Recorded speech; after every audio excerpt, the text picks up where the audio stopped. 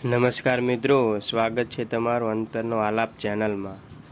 તો આપણે વાત કરવાના છીએ ગેળા હનુમાન દાદાના ઇતિહાસ વિશે।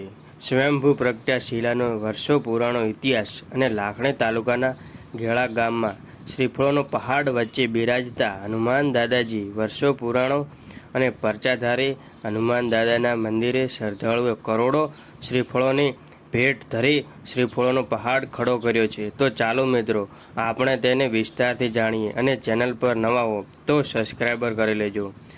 પવન અને અંજનીના પુત્ર એવા હનુમાનજીના મંદિરો ડેરા એ સ્થાન એ ભારતભરમાં આવેલા છે, પરંતુ મોટા ભાગની જગ્યાઓએ શ્રદ્ધાળુએ મૂર્તિઓની પ્રતિષ્ઠા કરીને બિરાજમાન કરેલ હોય છે। પરંતુ બનાસકાંઠા જિલ્લાના સરહદી એવા લાખણી તાલુકાના ગેળા ગામમાં હનુમાનજીની શિલાનો એટલે કે મૂર્તિનો ઇતિહાસ આશરે 400 વર્ષ પહેલાંના જમાનામાં આ અંગેની લૌકિક દંતકથાઓ મુજબ થરાદ તાલુકાના આસોદર ગામે વર્ષો પહેલાં સાધુ મહાત્માઓ રહેતા હતા અને તેમની નિત્યક્રમ શંકર ભગવાનની પૂજા અર્ચના કરવી, રામ સ્મરણ કરી મહાન તપ કરતા। તેવામાં એક વખત મહાન તપસ્વી એવા શંભુગીરી મહારાજ ગેળા આવેલ અને રાત વાસો કરેલ।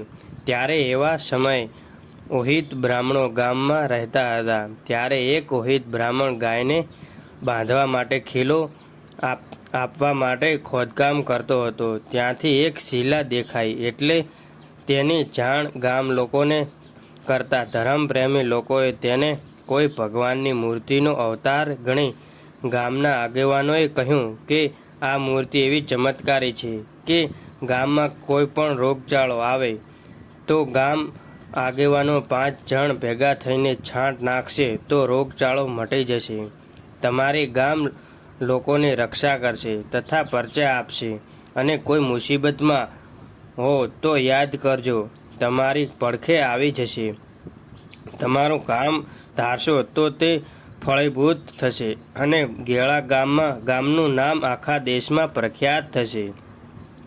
તેમ કહી શંભુગીરી બાપજી શ્રીફળ અને તેલ સિંદૂર ચડાવ્યું અને ગામ લોકોને કહેવામાં આવ્યું કે આ હનુમાનજીની પૂજા કરો, તમારું કામ કરશે। અને 12 મહિને ભાઈ બીજના દિવસે ગામ લોકો ભેગા થઈ સૌએ હનુમાનજીને ચોરમું કરજો તો કોઈ પણ સંકટ ટાળી દેશે અને શ્રીફળ રડતું મૂકેલું કે તોરણનું શ્રીફળ કોઈ અડશે નહીં, નહીંતર એકના બદલે 2 શ્રીફળ મૂકવા પડશે।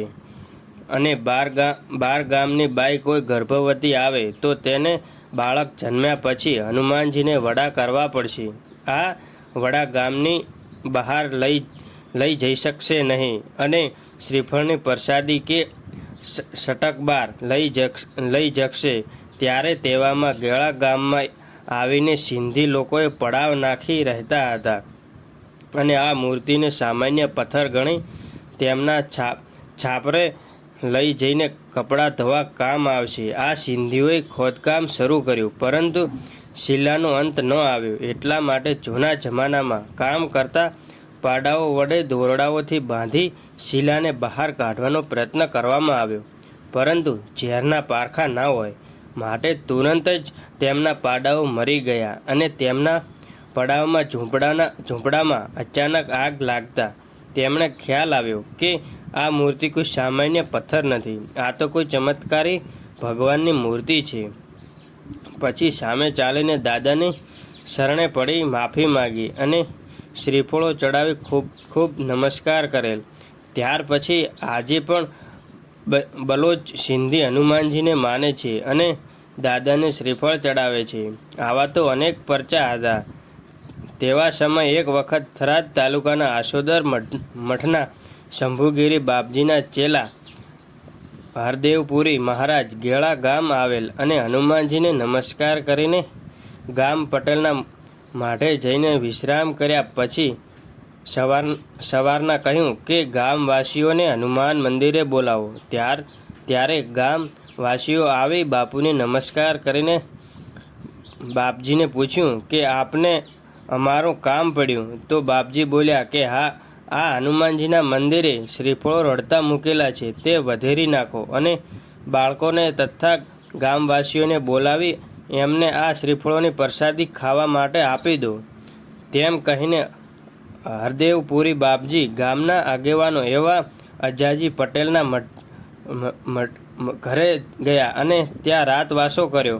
ત્યારે અડધી રાતે બાપજીને ભયંકર પેટમાં દુખાવો થવા માંડ્યો. પ્રાથમિક સારવાર કરતા છતાં સારું ન થતાં તેમણે તુરંત સમાધિ લગાવીને જોયું. ત્યારે ખબર પડી કે હનુમાન દાદાનો પ્રકોપ છે. માટે સવારે હનુમાન દાદાના મંદિરે જઈને તેમણે શ્રીફળોનું તોરણ અર્પણ કરી ક્ષમા માગી અને કહ્યું કે હવે તમે શ્રીફળનો પહાડ કરજો. અને પછી તો ક્રોધે ભરાઈને કહ્યું કે લંગડા, તે તો મારો ટાળો ન કર્યો, હવે તું અહીં શ્રીફળનું ભાખર કરજે. તેમ કહી એક શ્રીફળ વધેર્યું અને હનુમાનજીને નમસ્કાર કરી ક્ષમા માગી.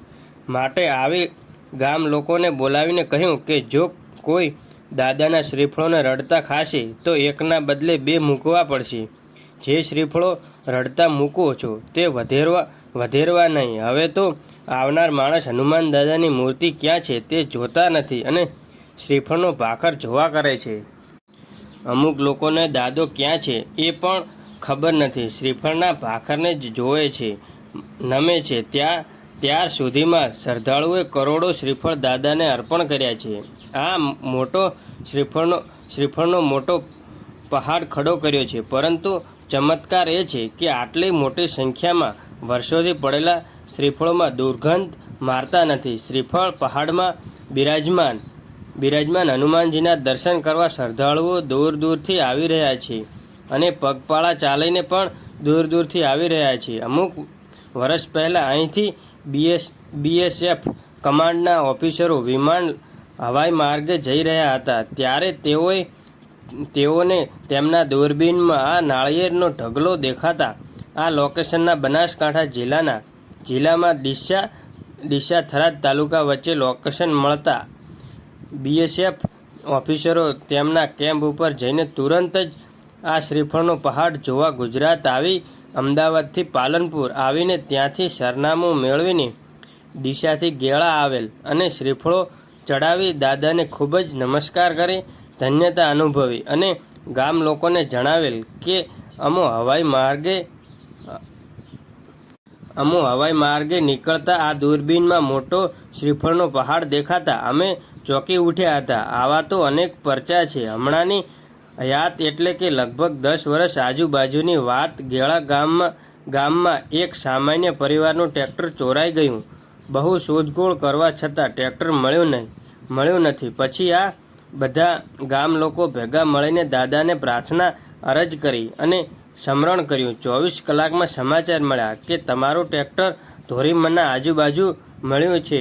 આવા તો હજારો દાખલા છે. મંદિરના નીતિ નિયમ મુજબ દરરોજ સવાર સાંજ ટાઈમસર આરતી થાય છે.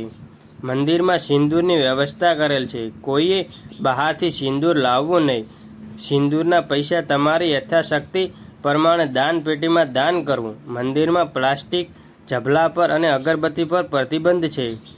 અગરબત્તીની જગ્યાએ ગુગલ ધૂપ અથવા દેશી ગાયના ઘીનો દીવો લઈને આવવું. હાલમાં મંદિરમાં પૂજારી શ્રી જોધાપુરી ગોવિંદપુરી ગોસ્વામી બાપજી સેવા આપે છે અને હવે વાવ-થરાદ જિલ્લામાં આવે છે. પહેલાં બનાસકાંઠામાં પહેલાં આવતું હતું અને હવે નવો જિલ્લો બન્યા પછી ગેળા હનુમાનજી મંદિર વાવ-થરાદ જિલ્લામાં આવે છે. તેની નોંધ લેવી. તો મિત્રો, તમને આ વિડીયો કેવો લાગ્યો કોમેન્ટ કરીને જણાવો અને આવા ઇતિહાસ જોવા માટે આપણે ચેનલ અંતરનો આલાપને સબસ્ક્રાઈબર કરો અને મળીશું નવા વિડીયો સાથે, નવા ઇતિહાસ સાથે. જય હનુમાન દાદા.